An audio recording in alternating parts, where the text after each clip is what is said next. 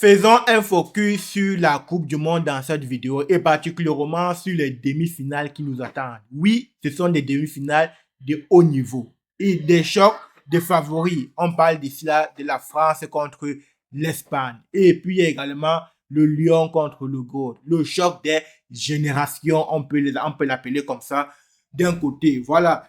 Commençons ici avec le choc entre la France et l'Espagne.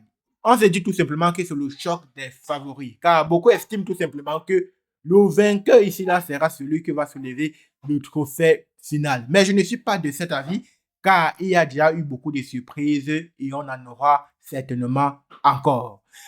L'Espagne a tout simplement misé sur un gamin de 19 ans. Oui, c'est Lamine Yamal, autant pour moi, qui porte cette Espagne. Malgré sa blessure, il est considéré aujourd'hui comme quelqu'un sur qui on doit remettre tout l'espoir, qui peut tout simplement faire la différence à tout moment. Il a déjà démontré par le passé, que ce soit à l'Euro ou en Ligue des Nations, ou quasiment à lui seul, il a éliminé les Bleus. Donc, il y aurait également un parfum de revanche. C'est-à-dire que être éliminé par la même nation deux fois, il y a certainement une revanche à prendre. Il faut également noter que la France aujourd'hui est comparée au Brésil de 70. Oui, elle est talentueuse. Oui, il y a des victoires. Oui, il y a la capacité à concrétiser ça. Voilà donc cette comparaison factuelle, car dans cette France, il y a beaucoup de talent. Il y a également l'influence tactique du style Paris Saint-Germain qui influence beaucoup cette équipe de France, car il y a 5 Parisiens dans le groupe. Et parmi ces 5 Parisiens, il y a régulièrement au moins 2 qui sont titulaires. Donc, à savoir, au moins Dembélé et puis soit de côté droit, il y a également Bakola ou encore Doué. Voilà donc principalement en attaque ceux qui influencent cette équipe de France.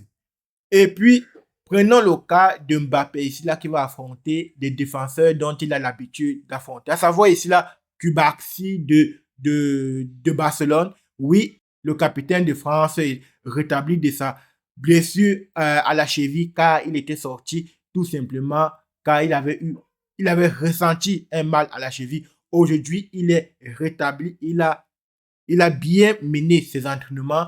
Il est donc apte à jouer tout un match, du moins le match de demain, de manière totale et à 100%. Prenons le cas maintenant du Paris Saint-Germain ici là, qui vise tout simplement un contrat à 100 millions d'euros. Avec ses succès multiples, le Paris Saint-Germain rayonne.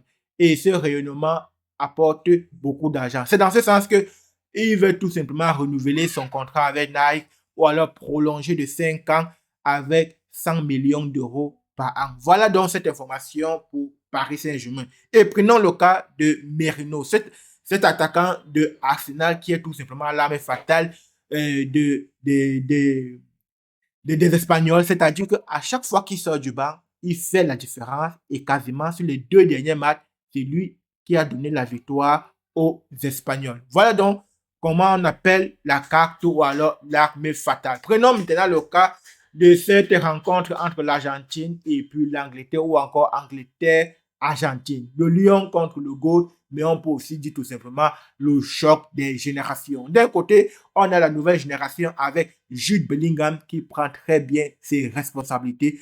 Quasiment à lui seul, il a qualifié les Three Lions en demi-finale. Il y a de l'autre côté également Lionel Messi qu'on pensait fini, mais ce n'est du tout pas le cas. Il porte l'Argentine et il y a même une certaine dépendance au numéro 10 argentin. Oui, il reprend encore présent. Oui, il joue encore les matchs dans leur entièreté. Ça va donc être également un choc de haut niveau. Voilà ce qui comporte l'essentiel du moins de l'actualité du football actuellement. On revient très bientôt avec une nouvelle vidéo pour aborder des nouveaux chapitres. Et on ne manquera pas de faire un clin d'œil toujours et encore dans à cette Coupe du Monde et particulièrement aux demi-finales qui nous attendent à partir de mardi 21h à noter France-Espagne.